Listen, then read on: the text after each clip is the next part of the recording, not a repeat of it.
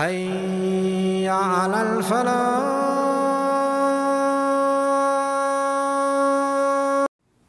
This is why, if you look at one of the best du'as in the Quran, Allah subhanahu wa ta'ala, through the du'a, informs us of the importance of this worldly life and how important it is to be a successful person who has happiness in the dunya. That can only come with the discipline of Islam, with the discipline of the laws of Allah subhanahu wa ta'ala. So Allah subhanahu wa ta'ala tells us, وَمِنَ النَّاسِ مَنْ يَقُولُ رَبَّنَا آتِنَا فِي الدُّنْيَا وَمَا لَهُ فِي الْآخِرَةِ مِنْ خَلَاقٍ. From amongst the people there are some who ask Allah subhanahu wa ta'ala saying, "Oh Allah, grant us in this dunya," but they don't have a portion of the akhirah, of the life after death.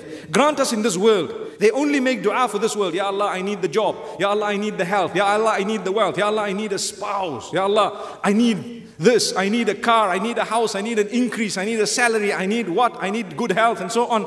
All these du'as are good, but what du'a did you make for the life after death? You will get your promotion, you will get your wealth, you will have your car, you will have your health, you will have a spouse, you will have children. May Allah grant that to us. But did you ever think that one day you have to leave all of that? What this would mean is your expertise that Allah gave you, the ability to produce, mashallah, to be productive by the will of Allah subhanahu wa ta'ala, you have utilized all of that to build an empire for yourself, to be able to be happy and smile and look at everything, and press a remote, your garage opens, press a remote, your car opens, press a remote, the car starts. Look at the kettle in the kitchen and it starts grrr, subhanallah.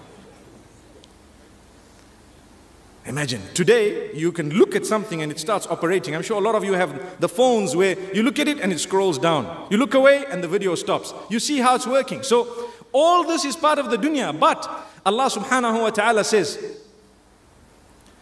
وَمِنْهُمْ مَنْ يَقُولُ رَبَّنَا آتِنَا فِي الدُّنْيَا حَسَنَةً وَفِي الْآخِرَةِ حَسَنَةً وَقِنَا عَذَابَ النَّارِ. From amongst them there are those who rightly call out to Allah, saying, "Oh Allah, grant us the goodness in the dunya." Goodness meaning the success and the happiness and all that which comes with this beautiful world that Allah has created for us. Grant us the success in the dunya and grant us the goodness of the life after death as well. So it is a balance. And on top of that, another dua to say, and save us from the punishment of the fire. So we believe. That is why we say, save us from the punishment of the fire. There are people out there who do not believe in the life after death. They do not believe that there will be Jannah or Jahannam, paradise or hellfire. So they do not ask Allah for paradise, nor do they ask Allah for protection from hellfire, because they don't believe. And sometimes we believe, but we forget to ask Allah subhanahu wa ta'ala. You know, when you have a beautiful vehicle or a car or a house or anything of that nature, conveyance, something nice, a watch, or perhaps a mobile phone, anything, ask Allah, Ya Allah, grant me Jannah. Ya Allah, grant me paradise. Ya Allah, this thing here is temporary. This apparatus, this tool I have is your gift to me to facilitate the short life that I have in this world. Yes, I will contribute as best as I can for the rest of humanity to be able to live a comfortable life, but with the obedience of Allah subhanahu wa ta'ala. But Ya Allah, grant me paradise so that I can enjoy whatever is there in the paradise. May Allah grant it to us. So this attitude needs to improve. The way we treat Allah subhanahu wa ta'ala should not be with laziness. It should not be as though I have a choice about it.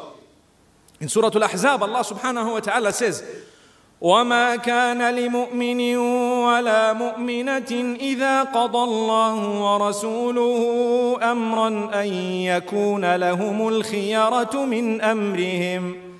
It is not befitting, or it is not for a believing male or female, that when Allah and His Messenger sallallahu alaihi wasallam have declared something, that he or she feels that I have a choice about it. A true believer believes, I don't have a choice. It is Allah. He has decided this and I will do it. If my weakness makes me dilly-dally, I need to make sure I repent, and as soon as I can, I need to get back on track. May Allah subhanahu wa ta'ala make us people who understand this.